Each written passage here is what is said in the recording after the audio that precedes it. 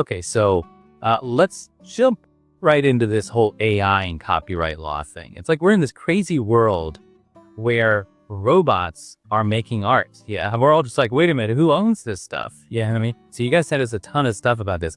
Let me tell you, it's wild. We got this big report from the US Copyright Office. Came out in January 2025, which sounds super futuristic. And we also got tons of comments on it from like everyone. Musicians, artists, publishers, even middle schoolers weighed in on this whole robot art thing. It seems like everyone's got an opinion, so we're going to break down what this report says. And we'll look at what other countries are thinking too. But first, the big question. Can a computer be an author? Like for real, can it? The Copyright Office is basically saying, hold your horses, robots. Human creativity still runs the show. For now, at least. They're sticking to this idea that you need a human to create something for it to be protected by copyright. It's like in the Constitution and everything. They're saying it's the law. You know, there was this case where a monkey took a picture with a camera, like a selfie, and the court said, nope, the monkey doesn't get the copyright. It's the same deal with AI. Right now, they see AI as a tool, like it's a fancy paintbrush or a super complex musical instrument. If you used AI to help you create something, you own the copyright because it's your creativity that's driving the process. But if the AI is making all the creative choices on its own, well, that's where things get kind of tricky. It's like if you tell an AI, paint me a cat wearing a monocle riding a unicycle through a rainbow, that's a cool idea, but it's just an idea.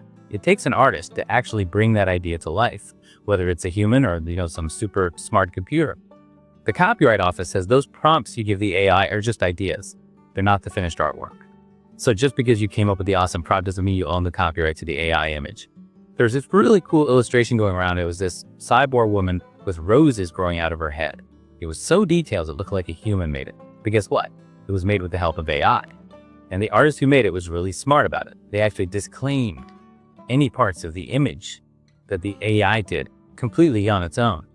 They're like, hey, I used AI as a tool, but the main creative choices were mine, which is super important. Just you can use AI in a way that's both ethical and legal. Now, not every country feels the same way as the US about AI and copyright. Some countries are like, nope, copyright is for humans only. Like Korea, they're pretty strict about it.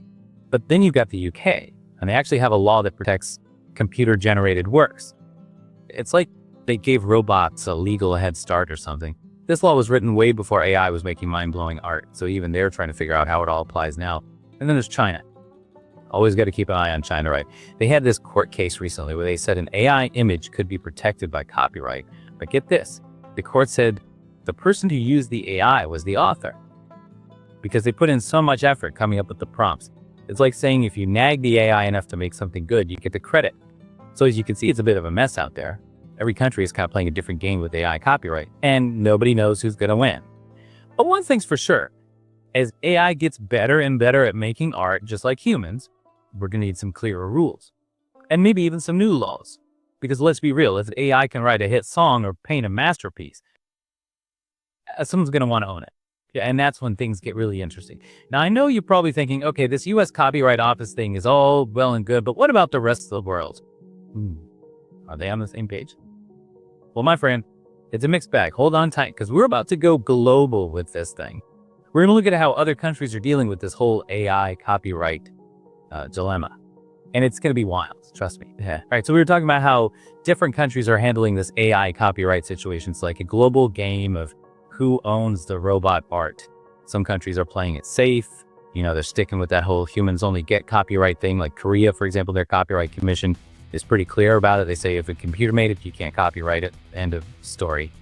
But then you've got places like the UK. They're a little more adventurous, I guess you could say. They've got this law that actually protects computer-generated works. It's like you're predicting the future of robot artists or something. Yeah. The thing is, though, this law was written way before AI was making stuff that could fool you into thinking a human made it. So even they're scratching their heads trying to figure out how it applies to all this new AI art that's popping up everywhere. Yeah. And then there's China. Always got to watch out for China, right? Visually. They had this court case recently, and they ruled that an AI-generated image could be protected by copyright. But here's the kicker. The court said the person who used the AI to create the image was the actual author. And you want to know why? Because they put a lot of effort into coming up with the prompts that guided the AI. It's like they're saying, hey, you nagged the AI enough to make something good, so you get the credit. See, it's a real mixed bag out there. Every country is kind of making up the rules as they go along. And it's not just about who owns the copyright. There are all sorts of other questions too. Like, what happens if an AI creates something super valuable? Who gets to profit from that? And what about the artists themselves? How do they feel about AI potentially taking over their jobs? It's a whole new world, and we're just starting to figure it all out. But one thing is clear. This AI thing is going to have a massive impact on how we think about creativity and ownership. It's going to challenge our ideas about what it even means to be an artist in the first place. And that's pretty exciting if you ask me. It's like we're standing on the edge of a whole new era of art. One where humans and machines are working together to create things we never even imagined. Before we get too carried away with all the possibilities, let's take a step back and think about what all this means for you, for the person who's actually using AI to create stuff.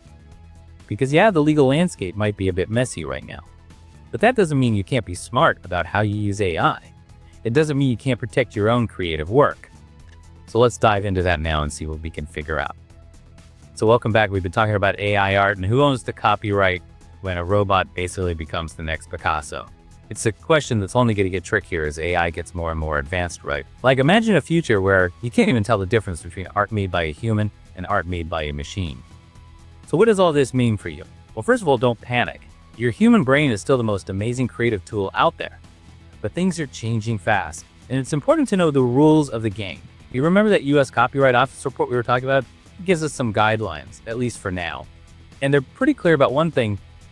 Human authorship is still the key to getting copyright protection in the US. So if you're using AI as a tool to help you create something, you're good to go. Think of it like a collaboration between you and your robot buddy. But if you just give an AI a prompt and let it do its thing without any input from you, well, you can't claim copyright on that. It's like giving someone a recipe and then trying to copyright the cake they bake. You didn't make the cake, they did.